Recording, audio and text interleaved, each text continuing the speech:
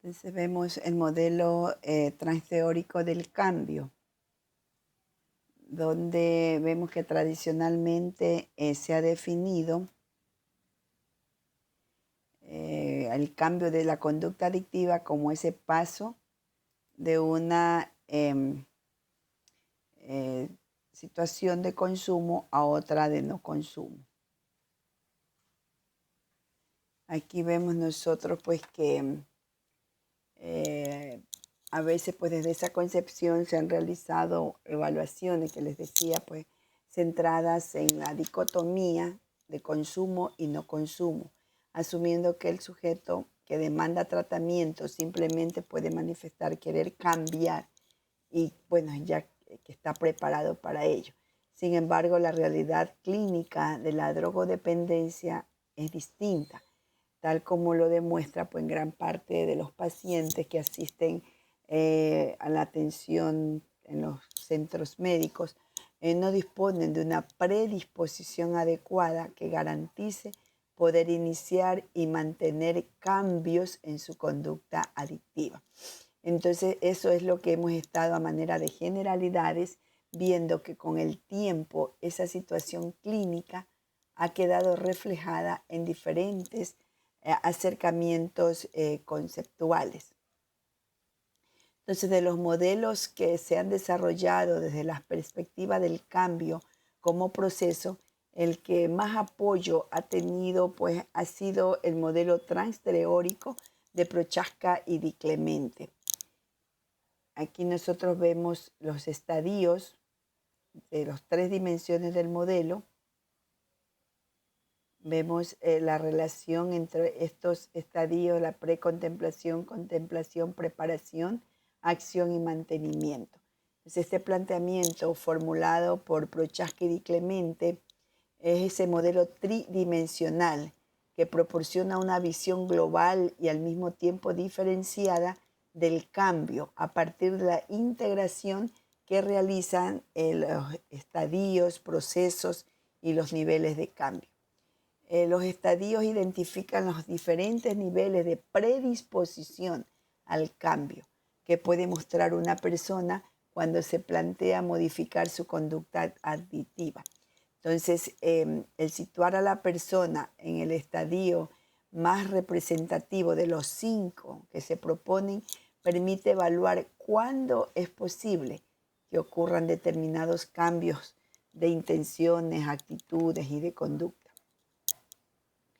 Todos esos procesos permiten comprender cómo suceden esos cambios, cómo va incrementándose el nivel de la predisposición al cambio. Esos procesos pues incluyen el conjunto de actividades encubiertas que una persona suele realizar para modificar o consolidar su nivel motivacional. Los niveles de cambio pues también ponen de manifiesto hasta qué profundidad es necesario trabajar con una persona para que pueda iniciarse y consolidarse el cambio, o lo que es lo mismo, qué cambios necesitan para abandonar o reducir la conducta adictiva. Aquí pues nosotros al iniciar un proceso de cambio pueden sentirse un poco solo. La gente que dice te rodea necesita reubicarse. Vemos aquí el espacio de terapia que le acompaña en ese impasse, bueno, le permite nutrirse, actualizarse. Descubre aquí lo que es, enseña lo que eres, expon tu maravilla. Dice, no hay otro como tú. Entonces, ese modelo de cambio basado en procesos, decimos que tradicionalmente se ha definido el cambio de la conducta adictiva como ese paso de una situación de consumo a otra de no consumo, desestimando los procesos que precisamente hacen posible esa transición. Desde esa concepción se han realizado evaluaciones, lo que les indico pues que están centradas en la dicotomía consumo-no consumo de drogas, asumiendo que el sujeto que demanda tratamiento o simplemente manifiesta querer cambiar, está ya preparado, está ya listo para ello. La realidad clínica de la drogodependencia es bien distinta,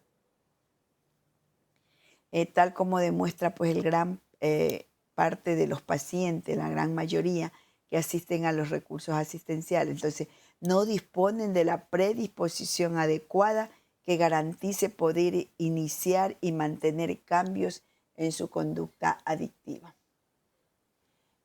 Con el tiempo, esta situación clínica ha quedado ya reflejada en acercamientos conceptuales, así muchas veces pues conceptuales, y han pasado a describir el cambio como un continuo en el que puede perfilar y distinguirse una serie de etapas. Y vemos pues que de los modelos que se han desarrollado, de los modelos, todo lo que las perspectivas del cambio, vemos nosotros que es como el proceso en el que más apoyo ha tenido ha sido el transteórico, el de Prochaska y Di Clemente.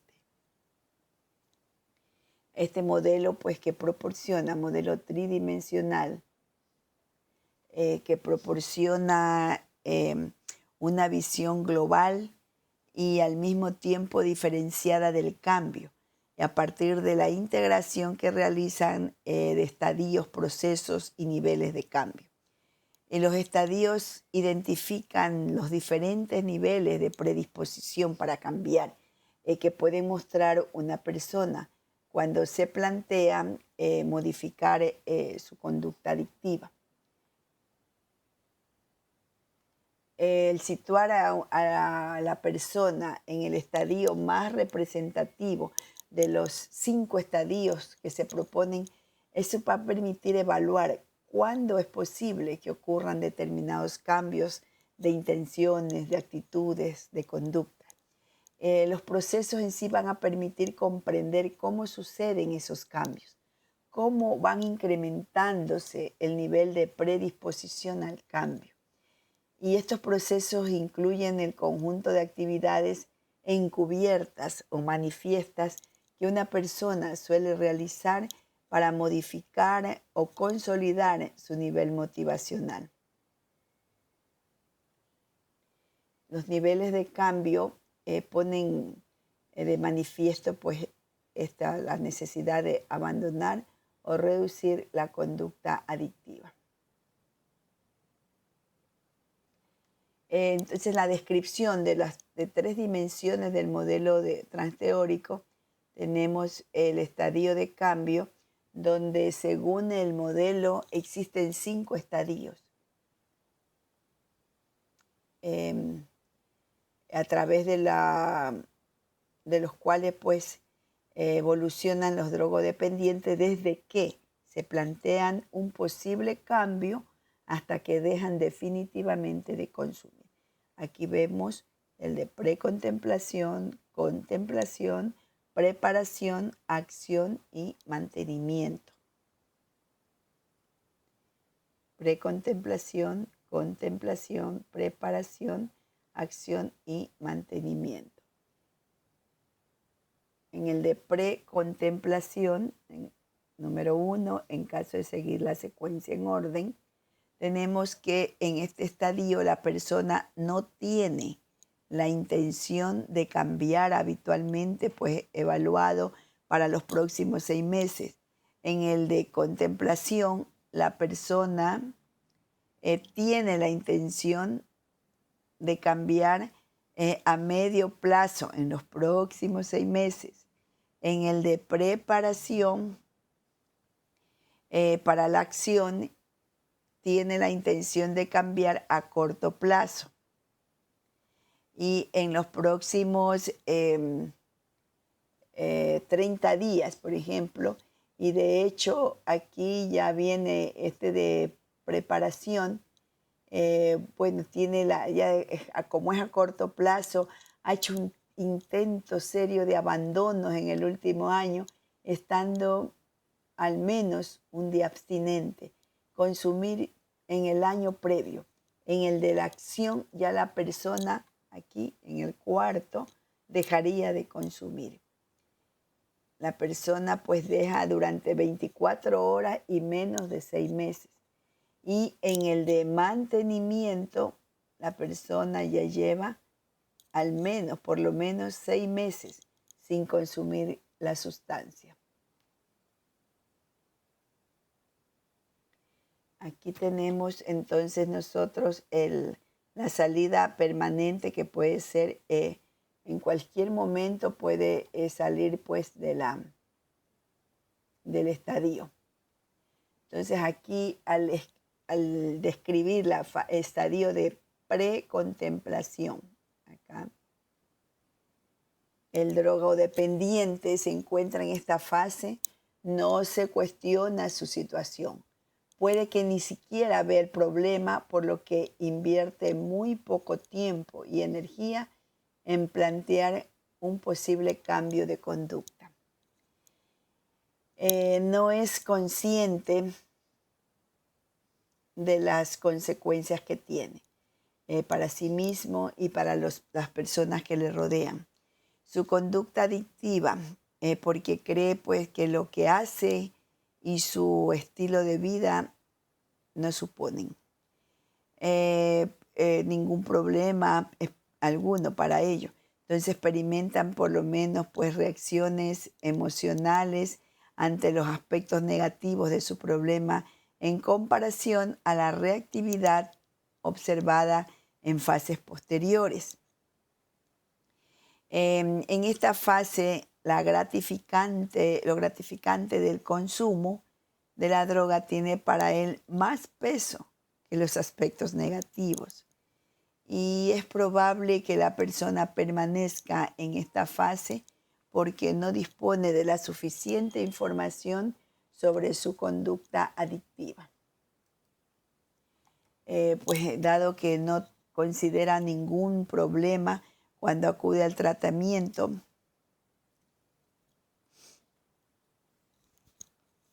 lo hace presionado, lo hace a la fuerza, pero no es porque él desea. Entonces, de modo que si lo inicia, lo hace con el único objetivo de reducir la presión que tiene de la familia, de los amigos, del trabajo. Entonces, bajo esa presión que se encuentra, no le toca más que comenzar y acudir al tratamiento. Si no se trabaja a su nivel motivacional, cuando disminuye la presión externa, suele reinstaurar su estilo de vida previo. Es decir, viene la recaída nuevamente.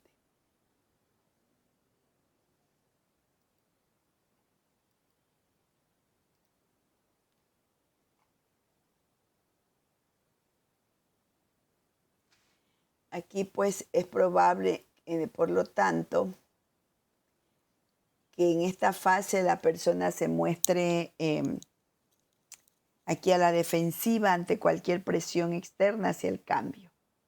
Es importante que se sepa pues manejárselo, manejar esa resistencia del paciente, siendo pues aquí una buena técnica la entrevista motivacional.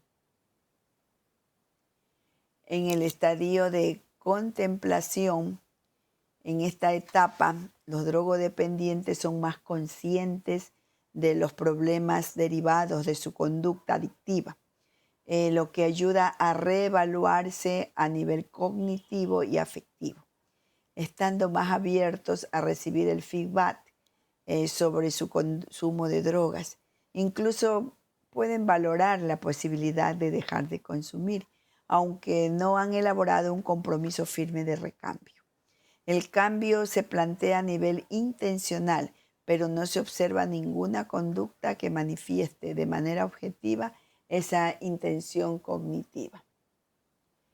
Para el enfoque de Prochaska y Di Clemente, es poco probable que una persona pueda desvincularse completamente de todo lo que implica su conducta adictiva, ya que para ellos la finalización se alcanza cuando se cumplen criterios como, por ejemplo, comienza a equilibrarse las consecuencias positivas y negativas del consumo de drogas. Como consecuencia de ello empiezan a plantearse a dejar de consumir, aunque básicamente mantienen ambivalencia en este balance. Los drogodependientes en esta etapa se caracterizan por la necesidad de hablar ya sobre su problema, tratando de comprender su adicción, sus causas, consecuencias, su posible tratamiento. Entonces aquí ya puede permanecer en esta etapa años el drogodependiente. En el estadio de preparación, aquí es el momento en que el drogodependiente toma la decisión, o sea, la intención, y realiza ya pequeños cambios en su conducta adictiva.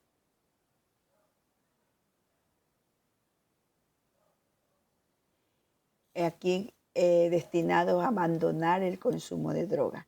Entre los cambios que se realizan destaca, por ejemplo, disminuir la cantidad que consume.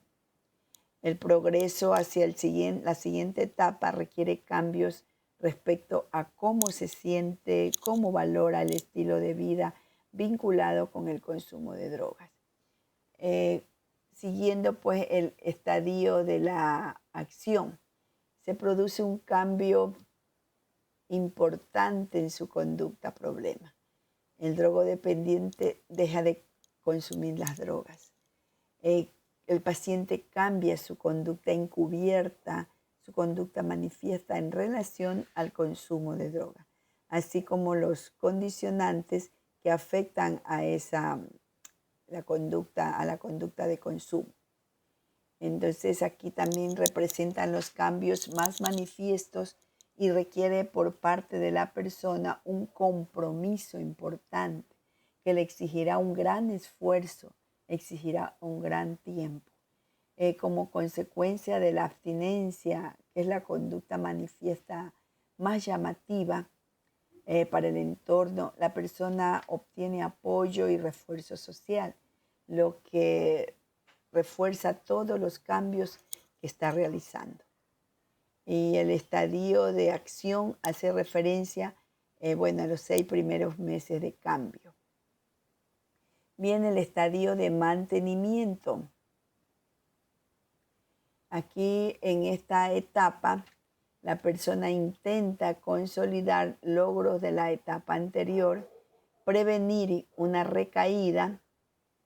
El estadio de mantenimiento ya se inicia a los 6 meses de iniciado el cambio. Puede tener miedo no solo a la recaída, sino también al cambio en sí mismo, porque puede creer que cualquier cambio puede llevarle a una recaída.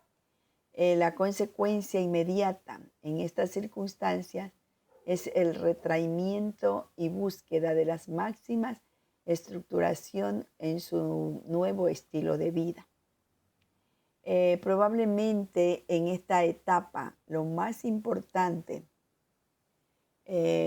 para el paciente es su sensación de que está convirtiendo en el tipo de persona que quiere ser.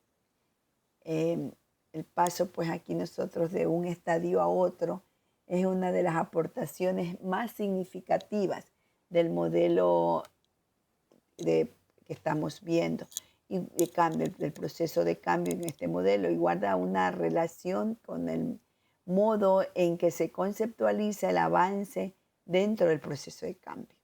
Y bueno, pues es sabido que los drogodependientes no avanzan a través de las distintas fases de forma lineal, sino que suelen pasar varias veces por la misma fase hasta que consiguen mantenerse abstinentes. Esto viene a reflejar que los pacientes recaen en la mayoría de las ocasiones y varias veces hasta que consiguen dejar pues, de consumir ya definitivamente las drogas.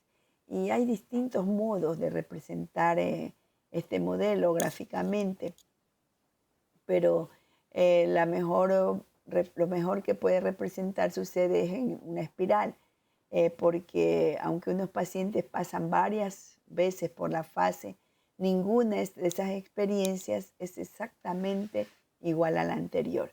Entonces esto es, pues los periodos de consumo y abstinencia son diferentes entre sí, de modo que si precisamente el análisis de estas diferencias, esto es lo que permite al paciente identificar su posición, identificar su avance respecto a los periodos anteriores por los que ya ha pasado. Por ejemplo, dentro del estadio de acción y del estadio y mantenimiento, el paciente puede recaer, entendiéndose la recaída como ese regreso a un estadio motivacional inferior. Y en este caso, si la persona se encuentra en el estadio de acción, regresaría al de preparación o al de contemplación o precontemplación. Y si la persona estuviese situada en el estadio de mantenimiento, podría regresar al de acción, al de preparación, contemplación o precontemplación. Entonces aquí la recaída puede ocurrir cuando las estrategias que emplea la persona para mantener su estado de abstinencia del consumo de drogas fallan.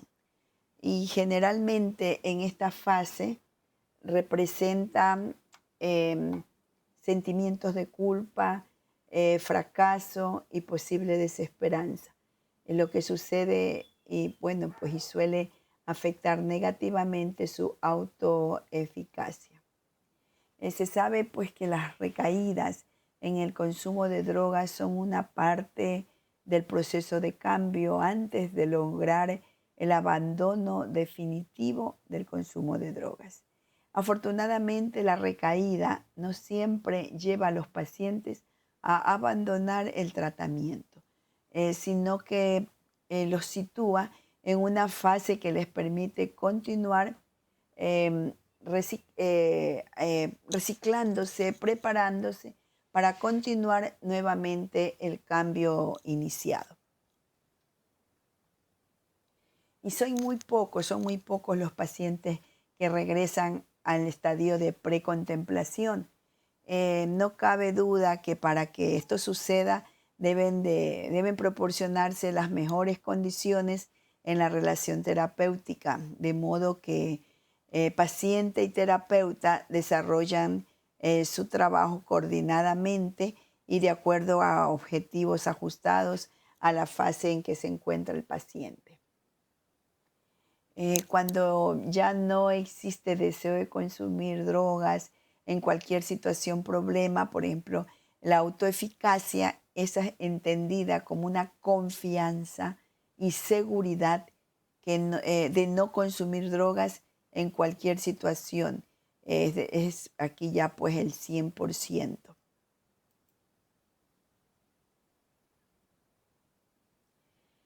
Si los drogodependientes se diferencian entre sí en el nivel de predisposición motivacional,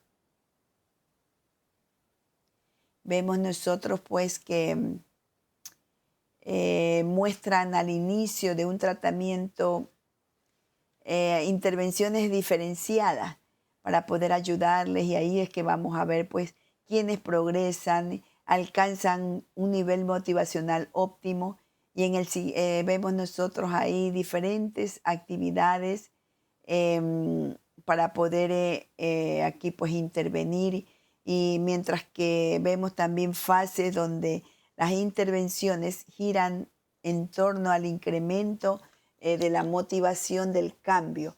En fases posteriores, el objetivo se circunscribe más a estrategias concretas que pueden facilitarle al paciente el abandono definitivo del consumo de drogas.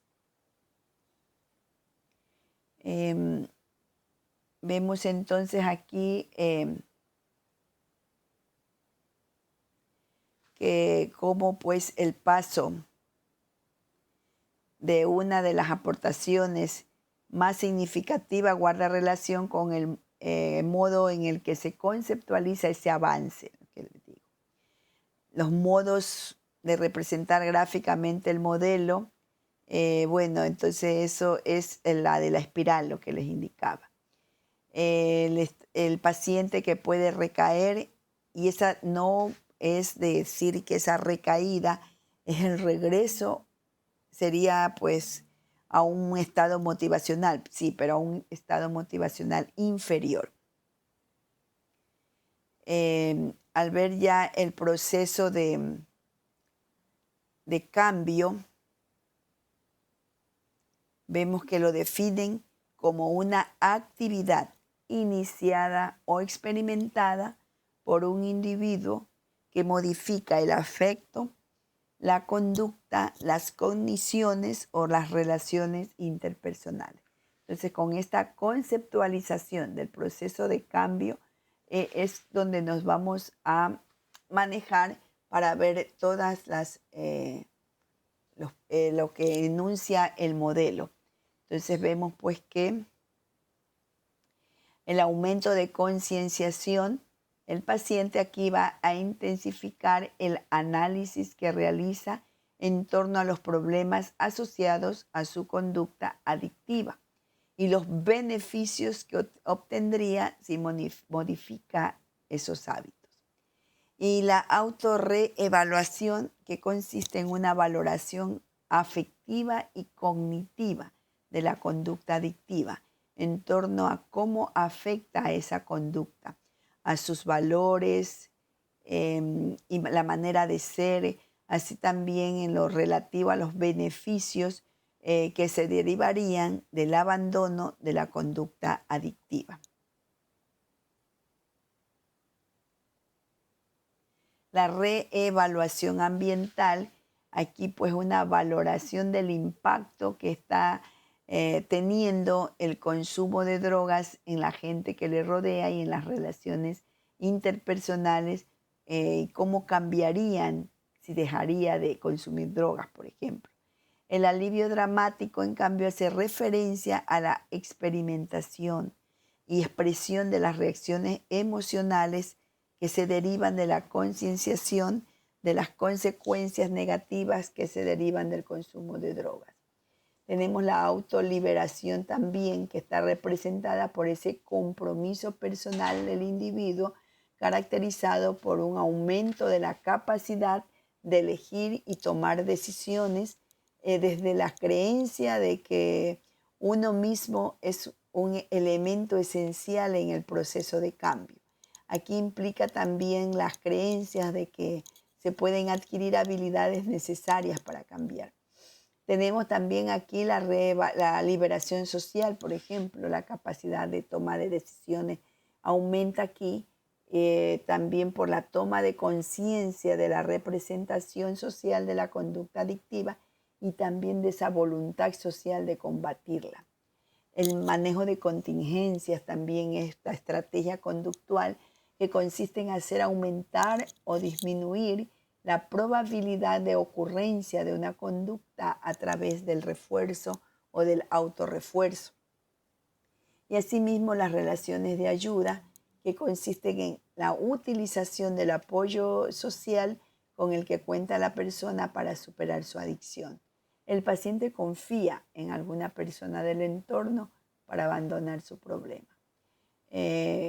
Contracondicionamientos también vamos a encontrar, pues, que es esa modificación de respuestas condicionadas al consumo de drogas de tipo conductual, cognitivo, fisiológico, y lleva consigo la emisión de conductas alternativas al consumo. Y el control de estímulos, muy importante, caracterizado pues porque la persona evita la exposición a situaciones de alto riesgo para el consumo, todo lo que le va a recordar, todos esos estímulos que pueden exponerlo a que continúe el consumo. En términos generales, los procesos de cambio de carácter cognitivo, por ejemplo, se asocian con los primeros estadios de precontemplación, contemplación y preparación, con un aumento de la concienciación, alivio dramático, reevaluación ambiental, autorreevaluación, la reevaluación ambiental, la autoliberación, siendo más pronunciada la inclusión de los procesos de cambio de carácter conductual. En los estadios de acción y mantenimiento, manejo de contingencia y también en la ayuda de contracondicionamiento. Entonces, de este modo se ofrece, todos los puntos, perdón, de cómo trabajar con los pacientes en función del momento temporal o del estadio en el que se encuentran.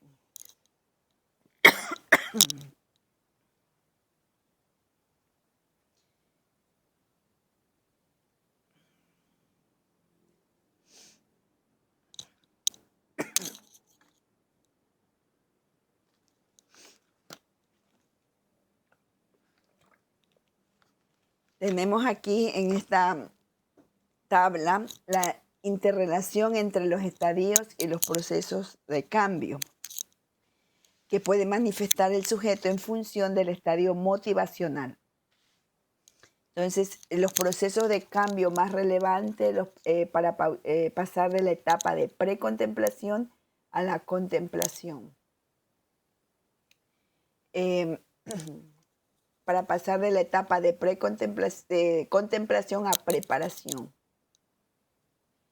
De la etapa de acción a mantenimiento. Y para permanecer en la etapa de mantenimiento y ese aumento de la concienciación. La interrelación entre los estadios, acá el alivio dramático, la autorreevaluación, la reevaluación ambiental, el balance decisional, toma de decisiones.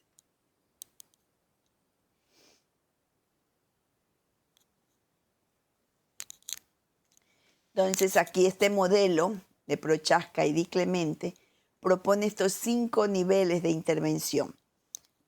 Pero estos niveles se encuentran interrelacionados, de modo que los cambios en uno de ellos repercuten en el resto. Los niveles, por ejemplo, con síntomas, situación, cogniciones desadaptativas, conflictos interpersonales actuales, conflictos sistémicos familiares, conflictos intrapersonales. Los distintos niveles de cambio de los problemas psicológicos susceptibles de ser tratados, pues siguen una organización jerárquica. Y desde este modelo, pues, se recomienda comenzar a intervenir por el primer nivel, síntomas, situación, por varias razones, porque el cambio en este nivel es más fácil de conseguir. Habitualmente corresponde con la demanda principal de los pacientes, convirtiéndolo en el objetivo principal por el que acuden al tratamiento. Es un nivel de intervención que le exige al paciente menos inferencia y es un nivel de cambio con más conciencia por parte del paciente. No obstante, aunque se comience por intervenir en el primer nivel, por las razones expuestas, las intervenciones terapéuticas, vemos nosotros que igual deben dirigirse a todos los niveles de cambio para incrementar el éxito de las mismas.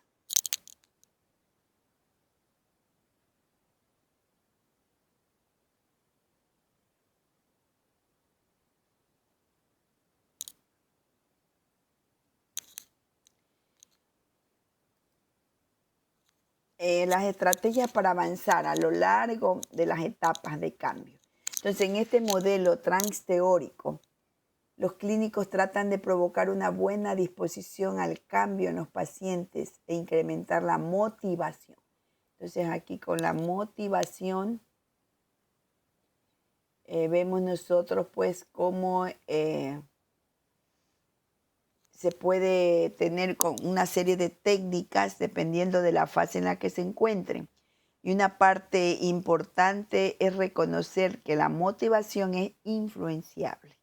Así, los pacientes deben sentir que parte de la responsabilidad del cambio está en ellos mismos. Entonces, debiendo ser conscientes de que tienen una capacidad inherente con potencial para cambiar. Esto es lo fundamental y muy importante que deben de tener presente.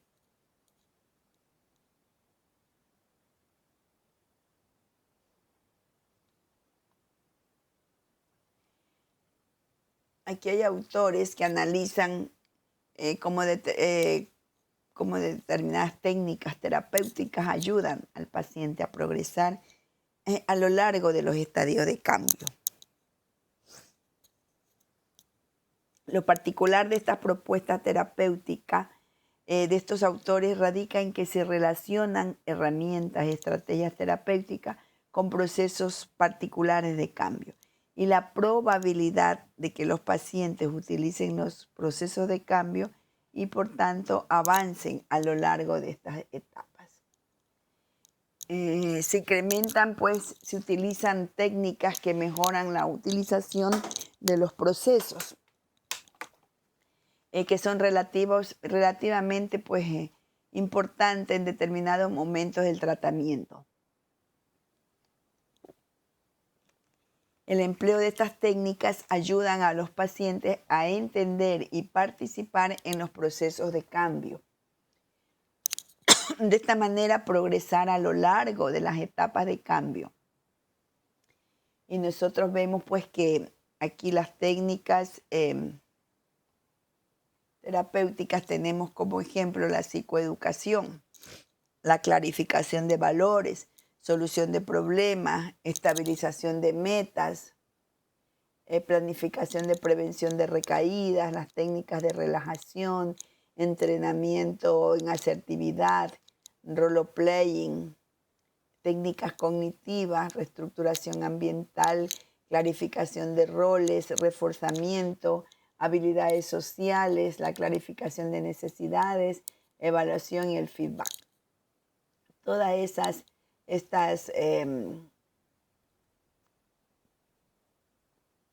técnicas terapéuticas importantes porque nosotros podemos a partir de ellas trabajar con este grupo de individuos donde va a haber un incremento del proceso de cambio, toma de conciencia, control de estímulos, por ejemplo aquí en la psicoeducación, liberación social, porque proporciona información con respecto al uso de sustancias y sus potenciales efectos. La clarificación de valores también aquí vemos porque el objetivo de la técnica es que el paciente defina sus valores, así como las cosas que más valora en la vida. Eso para analizar la discrepancia con el consumo de sustancias. Con ella se consigue incrementar el proceso de cambio de la autorreevaluación. En la solución de problemas vemos que muchos pacientes pueden carecer de estabilidad y con su uso incrementar la autoeficacia.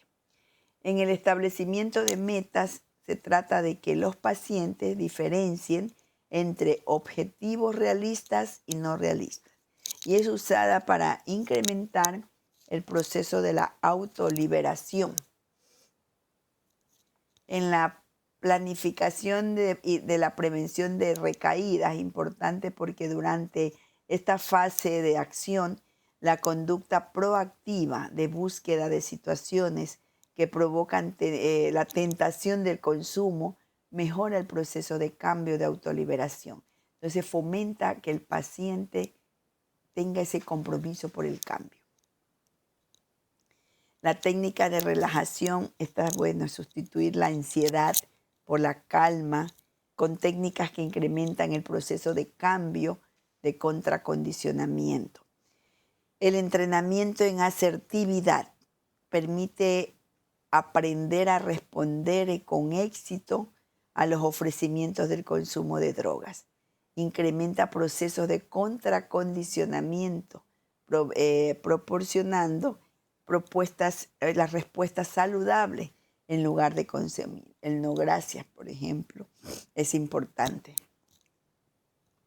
El role-playing, aquí con la práctica de nuevas conductas se mejora el proceso de cambio.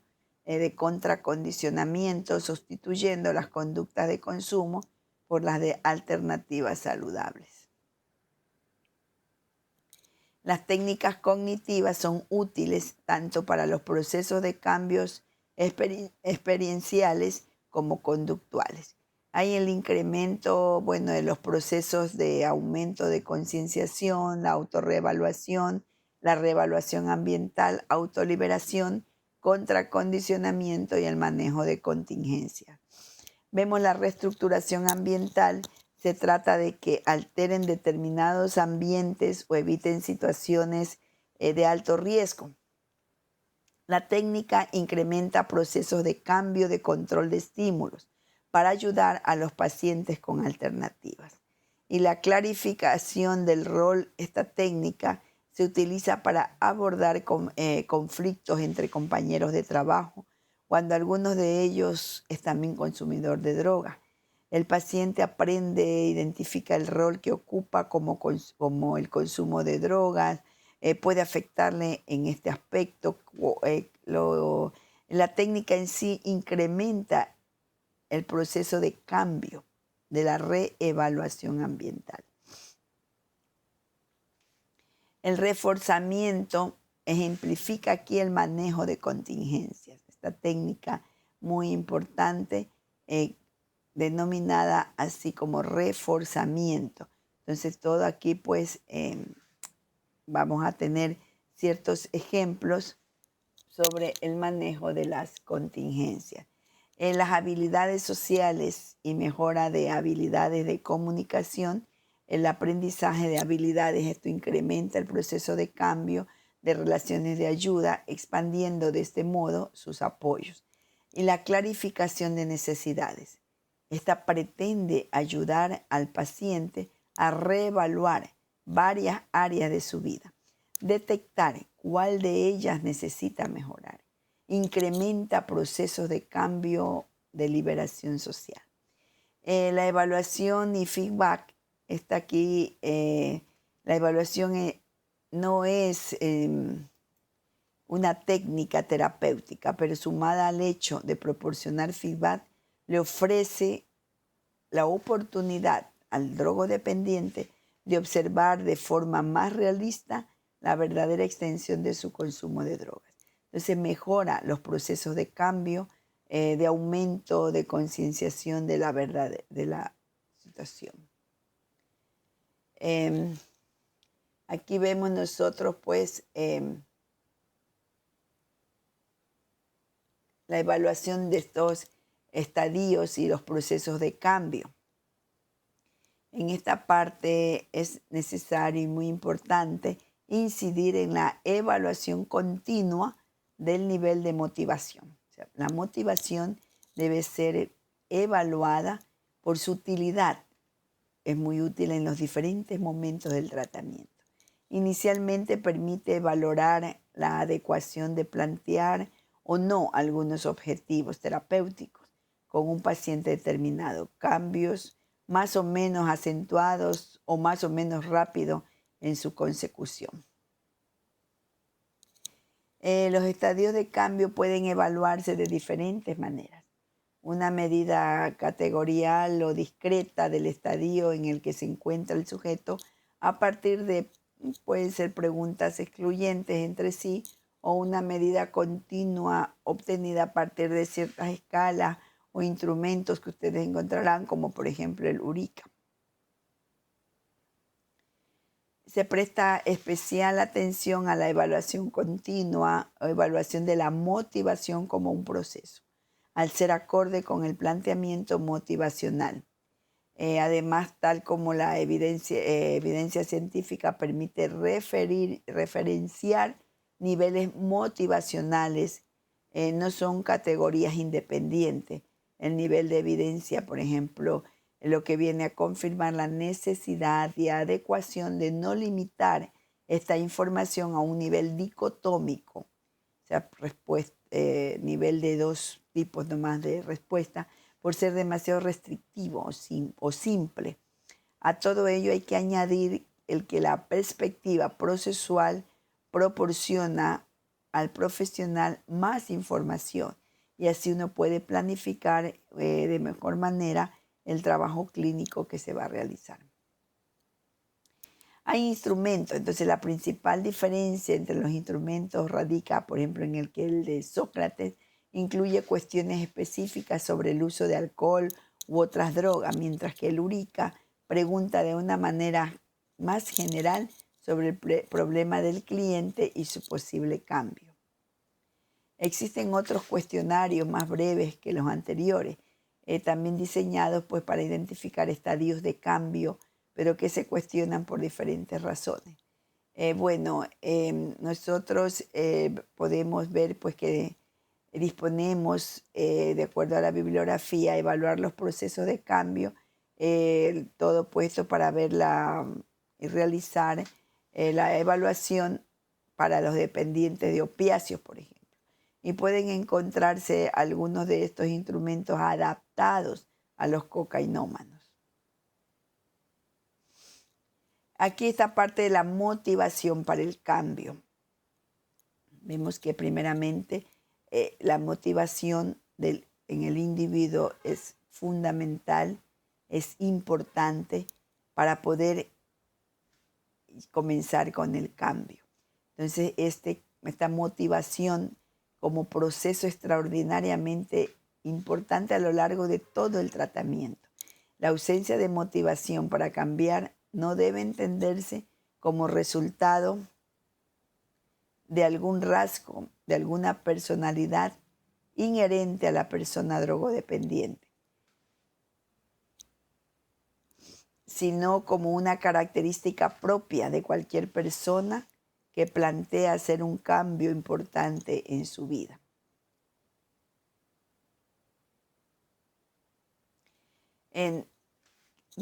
Cuando se quiere conocer el estadio de cambio en el que se encuentran los pacientes, por ejemplo, y por tanto se identifica de ese modo el nivel de motivación de cambio, deben distinguirse síntomas propios de la psicopatología concomitante